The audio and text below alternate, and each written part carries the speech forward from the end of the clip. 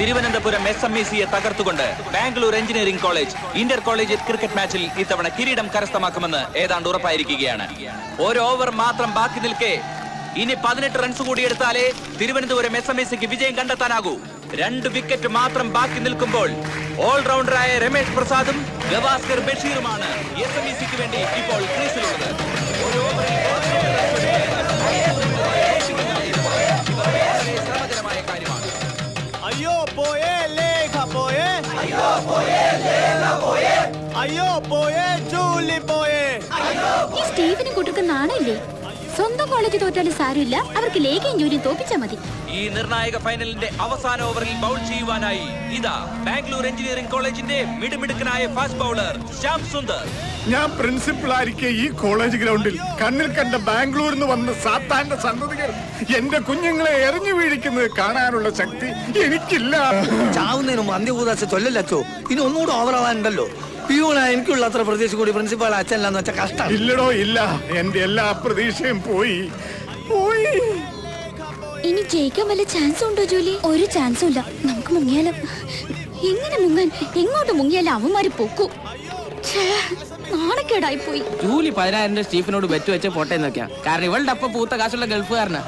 പക്ഷെ ലേഖ ചിമ്പുവിനോട് തല മൊട്ടയടിക്കാന്ന് പറഞ്ഞത് അല്പം കടന്ന കൈയായി പോയി. മൊട്ടയടിക്കാൻ തയ്യാറായിക്കോ. ദേ ചിമ്പു കത്തിയുമായി അവിടെ നിൽക്കുന്നുണ്ട്. കോളേജ് യൂണിയൻ ചെയർപേഴ്സന്റെ തല വടിക്കുന്നതും ഒരു സുഖമാണ്. 4 വിക്കറ്റ് എടുത്ത് തിളങ്ങി നിൽക്കുന്ന ശ്യാം സുന്ദർ ഇതാ ബോൾ ചെയ്യുന്നു.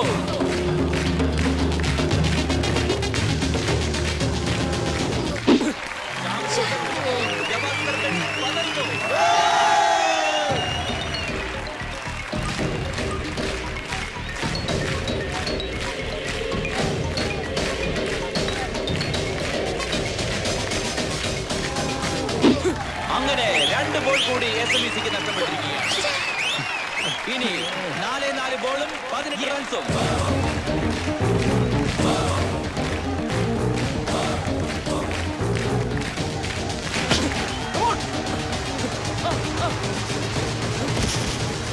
Gavaskar Basheer run out.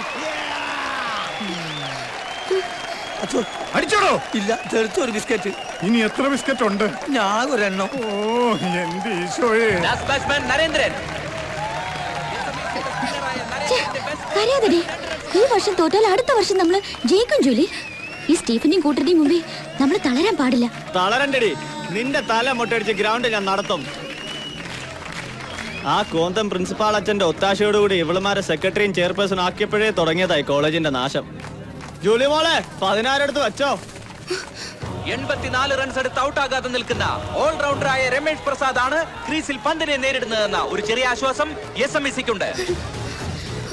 മോനെ രമേശേ, നീ ഫാദർ കച്ചറത്തറ വെറും തറയാക്കല്ലേടാ. അല്ലടോ? അതല്ലേലും തറയാണല്ലോ അല്ലേ?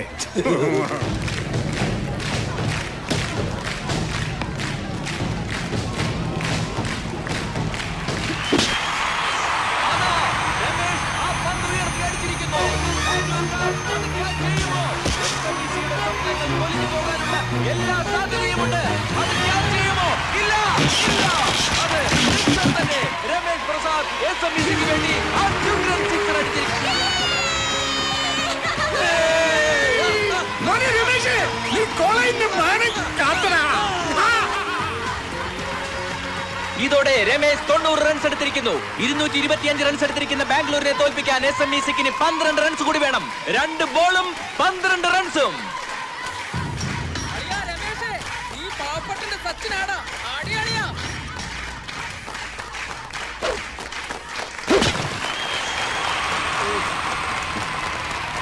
ഇതാ അടുത്ത സിക്സർ കൂടി. എന്റെ സന്തോഷം നിങ്ങൾക്ക് മനസ്സിലാവില്ല. 220 റൺസ് എടുത്തിരിക്കുന്ന SMECക്ക് ഒരു ബോളിൽ 6 റൺസ് വേണം. ഒരു ബോളും 6 റൺസും.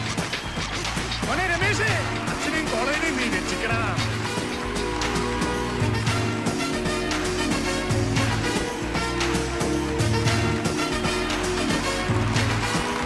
നിർണായകമായ ഈ നിമിഷത്തിൽ എല്ലാവരുടെയും കണ്ണുകൾ രമേഷ് പ്രസാദിലാണ്. 96 റൺസ് എടുത്ത് നിൽക്കുന്ന രമേഷ് പ്രസാദ് SMECയുടെ വിജയം ഉറപ്പാക്കുമോ?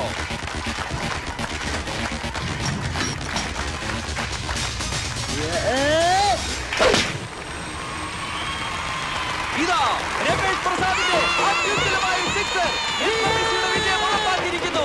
ഈ മത്സരത്തിൽ SMEC വിജയിച്ചിരിക്കുന്നു.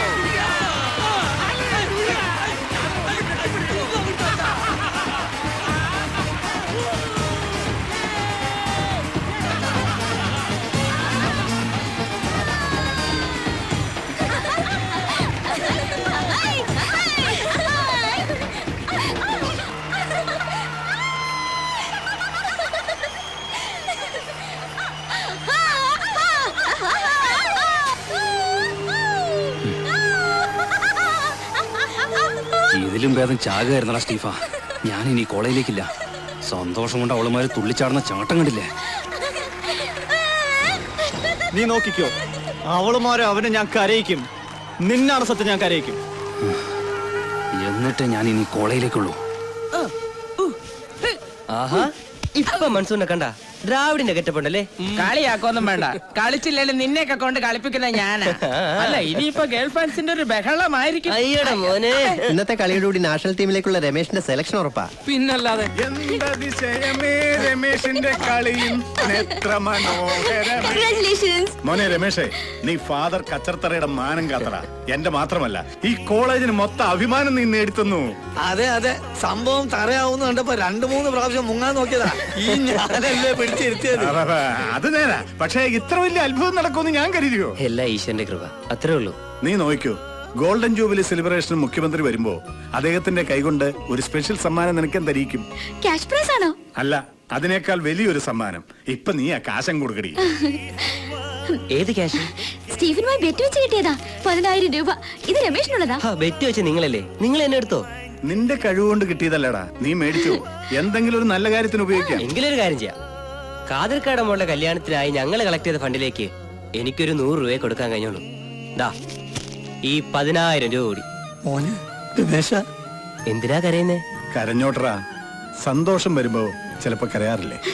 എന്തായാലും ഖാദർക്കാട് ബെസ്റ്റ് ടൈമാ. രമേശ് അറിഞ്ഞോ, സുബൈദയുടെ കല്യാണത്തിന് യേശുദാസ് വരുന്നുണ്ട്. നേരണ കാതിർക്ക? അതെ മോനെ, ദാസേട്ടൻ നമ്മൾ പഴയ ദോസ്താ. നിന്നെ പോലെ തന്നെ ഒരുപാട് സ്നേഹമുള്ള മനുഷ്യനാ. എന്റെ മോളെ കല്യാണത്തിന് വരാന്ന് ഏറ്റിട്ടുണ്ട്. അപ്പൊ കല്യാണം നമ്മൾ അടിപൊളിയാക്കുന്നു. യോയോ